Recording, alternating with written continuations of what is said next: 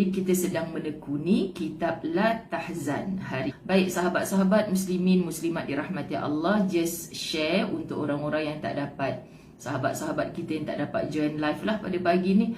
Okey, kita mulakan untuk bab yang keempat, masa depan akan datang dengan sendirinya, dengan firman Allah Subhanahu wa taala dalam suratul Nahl, surah An-Nahl ayat 1. A'udzubillahi minasyaitonirrajim. Ata amrullahi fala tasta'jiluh. Sesuatu yang telah ditentukan Allah pasti akan datang, maka janganlah kalian minta untuk disegerakan.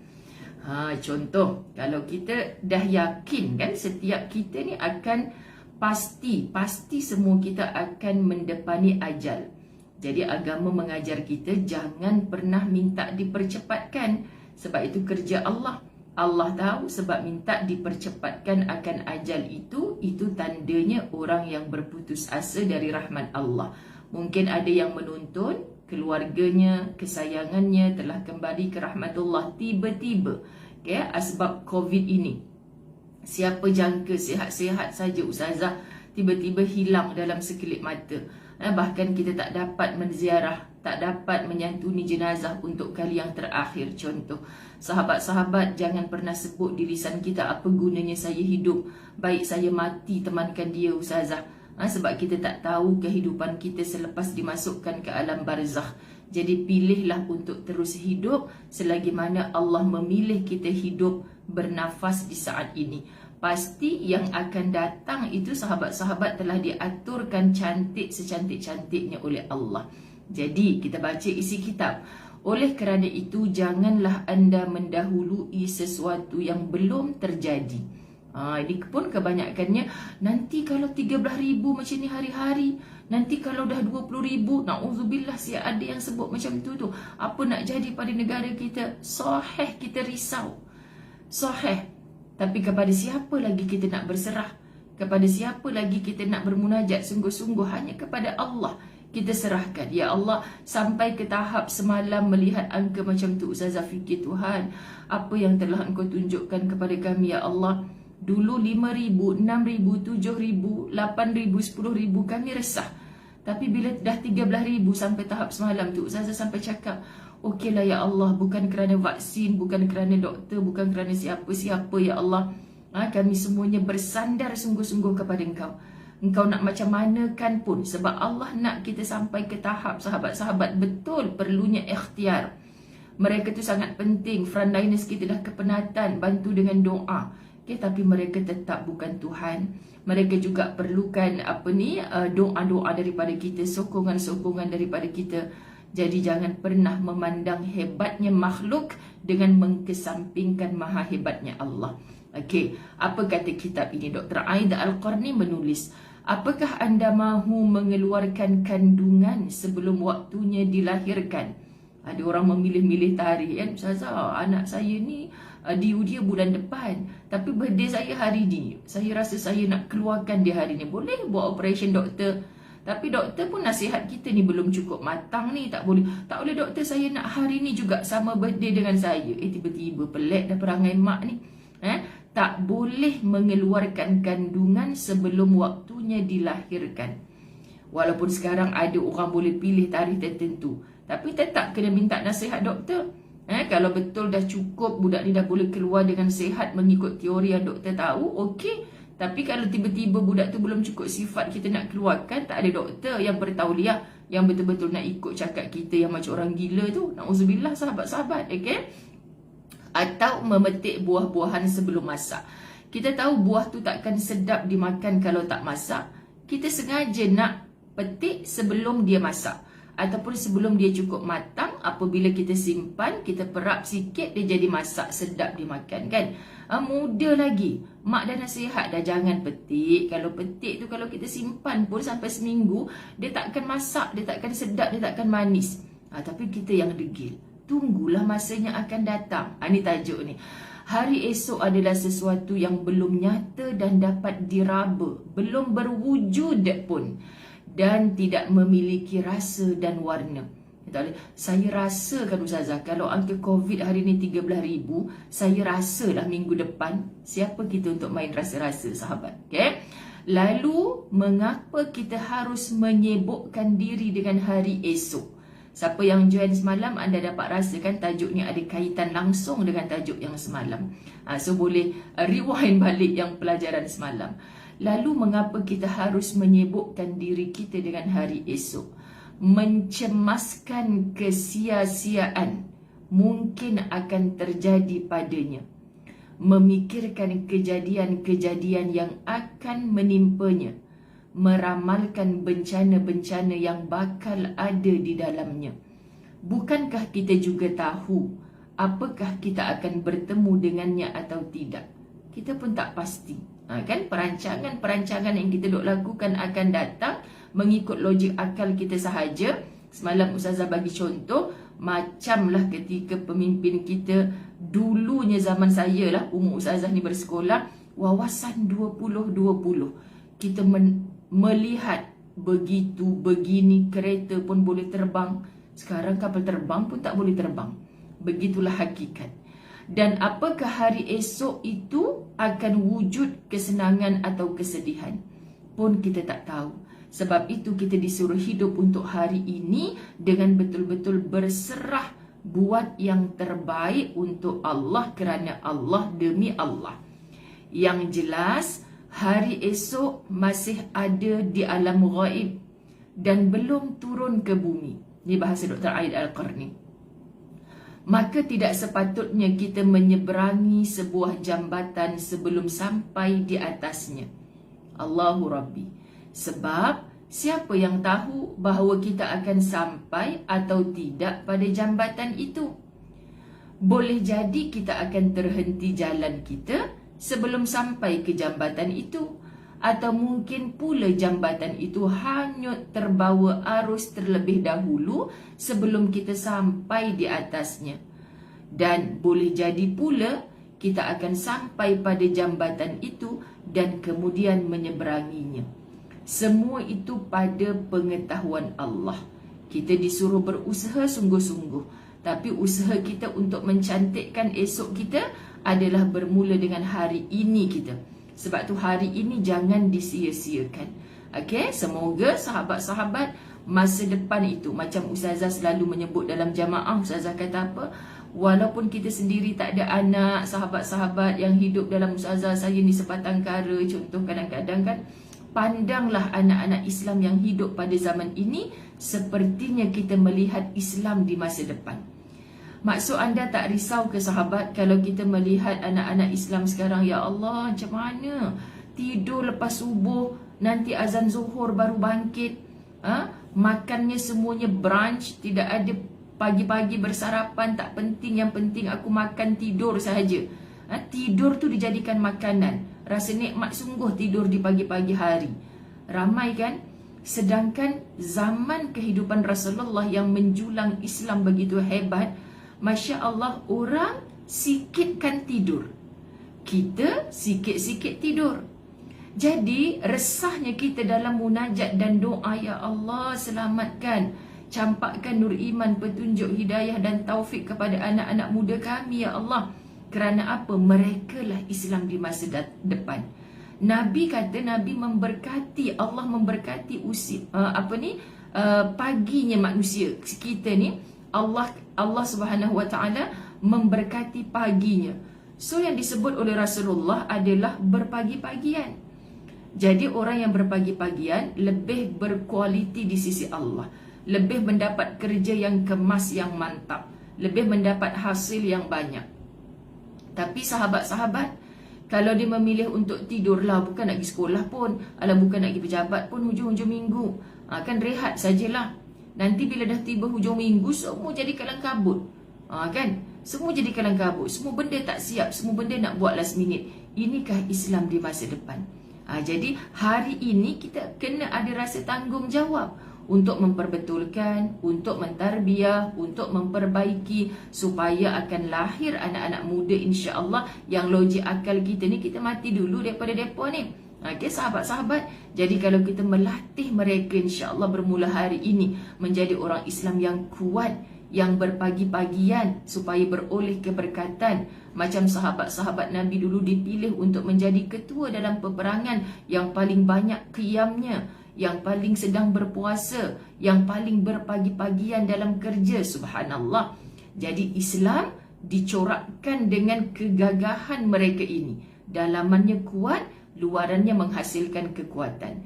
Kita takut, ya Allah, Islam akan datang macam mana. So hari ini kita jangan buang masa. Tarbiyah mereka sungguh-sungguh, sebab kita tak baca masa depan tu macam mana.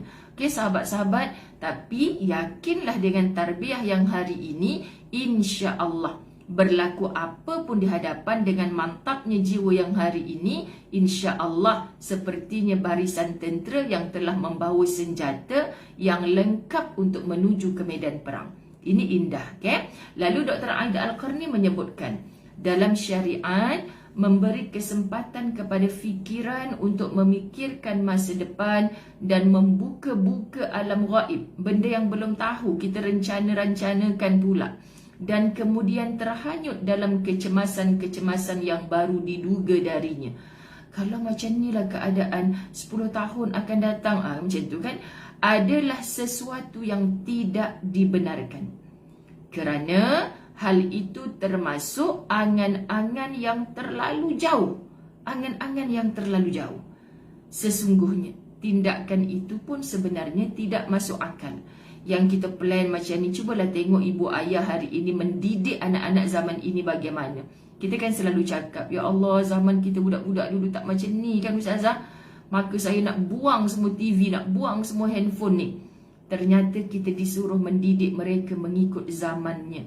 Okay, sahabat-sahabat, sebab tak sama dah nanti yang kita kata 20 tahun akan datang tu, tak sama dah dengan cara kehidupan mereka hari ini. Jadi macam mana? Sebab tu yang di zahir ni, yang kita nampak di zahir ni, cara pakainya, gadget-gadget yang ada, semuanya akan berubah. Tapi kalau dalamannya tetap berpaut kepada Allah, yang tidak akan berubah dengan sifat Rahman, sifat Rahimnya, Allah memerhatikan mana hamba yang sentiasa mempersiapkan dirinya untuk kehidupan akan datang. Bukan hidup-hidup atas dunia ni saja, tapi kehidupan selepas kematian itu. Ini yang jauh lebih dipandang oleh Allah. Okay? Kerana sama halnya dengan berusaha perang melawan bayang-bayang. Benda yang belum datang, macam kita berperang dengan bayang-bayang kita sendiri, kan benda yang belum pasti. Namun kebanyakan manusia di dunia ini justru banyak yang termakan oleh ramalan-ramalan tentang kelaparan, kemiskinan, wabak penyakit dan krisis ekonomi yang kabarnya akan menimpa mereka. Padahal semua itu hanyalah sebahagian dari kurikulum yang diajarkan di sekolah-sekolah syaitan. Masya Allah, Dr. Aida Al-Qarni sebut, bukan Ustazah Zai. Maksudnya, sebab itu Islam sangat melarang menilik nasib, meramal, jumpa tukang ramal, jumpa nujum pak belalang, kan sahabat-sahabat. Okay? Jadi maknanya kalau seharian akan murung, kenapa? Sebab jumpa nujum pak belalang tadi. Oh, kau ni kalau kau hidup 10 tahun akan datang, kau jatuh muflis ni, hanya kerana tengok tapak tangan, dan akhirnya dia termenung sehari, satu kerja pun tak buat pada hari ini. Patutlah Islam tak bagi menilik nasib. Patutlah Islam tak bagi kita jumpa siapa-siapa 10 tahun akan datang macam mana keadaan saya. Kita sebenarnya ada hak untuk menentukan, memilih bermula dengan apa kejayaan yang kita nak ciptakan. Kita nak desain kematian husnul khatimah tu bermula dengan kehidupan yang sekarang, hari ini. Apa kata Allah dalam Al-Baqarah 268? A'udzu billahi minasyaitonir rajim. Asy-syaitanu ya'idukumul faqra wa ya'murukum bil fahsya. Wallahu ya'idukum maghfiratan minhu wa fadla. Syaitan itu itu yang tadi Dr. Ain sebut sebagai kurikulum yang diajarkan di sekolah-sekolah syaitan. Elok pula disesuaikan dengan suratul Baqarah ayat 268. Syaitan itu menjanjikan, yakni suka menakut-nakutkan kamu dengan kemiskinan dan kepapaan. Kat mana syaitan suka bisik-bisikkan sahabat? Syaitan ni suka bisik-bisikkan sesuai sangat dengan keadaan kita sekarang. Semalam dalam kuliah-kuliah Ustazah pun kempen. Kan Ustazah ada sebut di mana? Kuliah Ustazah bersama muslimat di Melbourne. Subhanallah. Sebab mereka duduk kat Melbourne pun ada cakap, Ustazah nanti kalau dah okey, saya nak pergi umrah dengan Ustazah. Masya Allah kan. Ustazah langsung tak berangan apa sahabat. Ustazah aminkan aja. Sebab apa? Sekarang ini kita bukan masanya nanti bila COVID dah okey, nak holiday kat sana, aku dah ada 10,000 dah untuk pergi 2 negara. Aku dah ada 8,000 dah untuk pergi menunaikan ibadah umrah. Itu semua tidak salah. Tetapi sahabat-sahabat, sekarang ini kita berdepan dengan orang yang susah. Lepas kita berangan tadi, datang WhatsApp daripada keluarga kita. Aku nak makan pun tak cukup, 3 bulan dah lagi aku tak kerja, anak aku pampers, apa semua dah habis dah. Hang boleh tolong aku dah? Kita pun buat kerai hati saja. Mana boleh usik duit aku 7,000 tu, aku nak pergi umrah nanti tu. Mana boleh usik duit aku 5,000 tu, nanti aku nak pergi holiday ni. Tak lama je lagi ni COVID ni akan berakhir. Orang ini yang sangat stres bila 13,000. Orang ini yang sangat stres. Dah cucuk 2 vaksin tapi tak boleh lagi nak ke sana sini. Cuba dengar dulu apa kata ahlinya sahabat-sahabat. Bukan dengan vaksin itu tak mesti kamu dijangkiti. Tetap boleh dijangkiti. Tapi tak mengapalah, ahlinya kata kalau dijangkiti pun takkan sampai stage 4, stage 5. Hanya stage 1, 2 macam sesama biasa je. Okey lagi. Tapi sahabat-sahabat, ahlinya juga mengatakan, pakar-pakarnya mengatakan, kita dah cukup divaksin. Tapi kita kesana kesini bertemu dengan orang yang belum ada hijab itulah. Kan? Perlindungan diri itulah. Setakat ini yang dijumpai hanya dengan vaksin, kata ahlinya. So sahabat-sahabat, kita nak sangat menjerit-jerit kita sekarang. Bila lagi rupanya bertemunya kita dengan orang yang belum dilindungi tadi. Kita macam okey stage 1, stage 2. Lepas kita balik daripada jumpa mereka, didapati stage 5, alat bantuan pernafasan, meninggal dunia asbab COVID. Kita pula bertanya-tanya, mana punca? Dapat kat mana dia? Tak sedar yang kita 2 minggu lepas kita duduk peluk cium dengan dia. Ini gambaran yang diceritakan oleh pakarnya, yakni ahlinya. Sahabat-sahabat, so kita hari ni jangan pernah menuhankan diri. Allah mengajar untuk kita terus bersandar kepada Allah. Allah suruh kita bertanya kepada yang ahli. So ahlinya dah berikan jawapan-jawapan yang demikian. Hari ini kita sedang menekuni kitab yang dikarang oleh Dr. Aida Al-Qarni pula. Kan? Syaitan memang suka membisik-bisikkan. Contoh situasi yang Ustazah nak kaitkan ni, kita ada kemampuan untuk membantu orang-orang yang dalam kesusahan. So daripada niat RM10 kita up jadi RM100. Apa peranan syaitan? Dia bisik, janganlah, engkau ni kan plan nak pergi holiday nanti bila habis COVID. Tak lama je lagi COVID ni. Tahun depan kau bolehlah berjalan. Tahun depan kalau engkau tak ada simpanan macam ni, macam mana kau nak pergi sampai kat Paris tu? Contoh tiba-tiba dia membisikkan kita dengan kepapaan jika kamu bersedekah atau menderma. Masya Allah, tabarakallah, muslimin muslimat, punya gigih dia nak tewaskan kita punya kekuatan dalam beramal ni. Dan ia menyuruh kamu melakukan perbuatan yang keji. Apa perbuatan keji dalam ayat ni? Suruh kita bersifat bakhil, suruh kita bersifat kedekut. Sedangkan Allah menjanjikan kamu dengan maghfiratan minhu wa fadla, keampunan daripadanya serta kelebihan kurnianya. Sahabat, setiap sedekah yang kita lakukan pada hari ini, walaupun kita dalam susah, kalau kita fikir logik, kita bantu tu, tak cukup pun dia nak beli beras 1 kampit contoh. Tapi ya Allah, aku nak beritahu engkau dalam susah aku ni, aku tak ada rasa bakhil, rasa kedekut di hati. Itu sifat keji engkau ya Allah. Kadang-kadang ada orang membantu orang lain saat dirinya sendiri belum cukup makanan. Masya Allah, tabarakallah sahabat-sahabat. Kita ni tepuk dada tanya iman kategori yang mana. Okay, dalam saat di kiri kanan kita ni ramai orang yang sedang susah. Baik, mereka yang menangis, sedih, menatap masa depan adalah yang menyangka diri mereka akan hidup kelaparan. menderita sakit selama setahun dan memperkirakan umur dunia ini tinggal 100 tahun lagi. Padahal orang yang sedar bahawa usianya hidup berada di genggaman yang lain. Allah yang genggam kita ni boleh hidup sampai tarikh yang keberapa hari, tidak akan menggadaikannya untuk sesuatu yang tidak ada.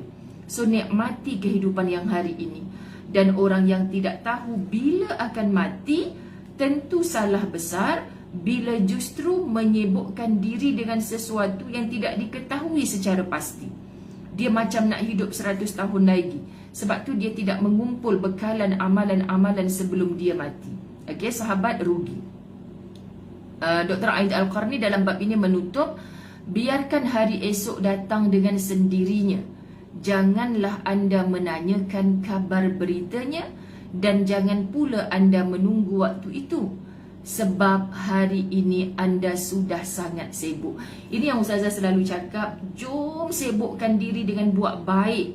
Orang yang sibukkan diri dengan buat baik, perasan tak malam nanti dia dah tak sempat letak lengan atas kepala duk termenung tak.